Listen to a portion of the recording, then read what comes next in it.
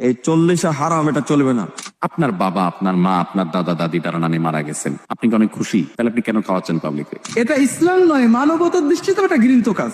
সবাই একটা রমরমা ভাব নিয়ে খাইতে যায়, মনে হয় যে বিয়ের দাওয়াত খাইতে যেতেছে।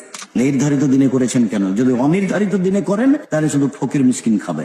আল্লাহ রাসূল কি বলছেন? ওয়া ইতামু তাম, খানা খাওয়ানোটাই হলো জান্নাতে যাওয়ার আমল। মাইয়ের যদি এর উপর রাজি থেকে গিয়ে থাকে বা ওসিয়ত করে দিয়ে থাকে, এই গুনাহতে মৃত ব্যক্তি ও শরীক হবে। আপনি যদি কবরওয়ালা মানুষটিকে আযাব দিতে চান, তাহলে তার নামে একটা 40 করে দেবেন, আগুন জ্বলা শুরু হয়ে যাবে। কেউ কেউ এটাকে সুন্নত বলেছেন, তবে সেটা মুসলমানদের সুন্নাহ না, সেটা ফেরাউনের সুন্নাহ।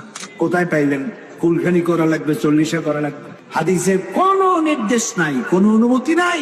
শ্রীমত ভগবত গীতার 64 নাম্বার শ্লোকে আছে কোরআন হাদিসের কোনো অস্তিত্ব নাই।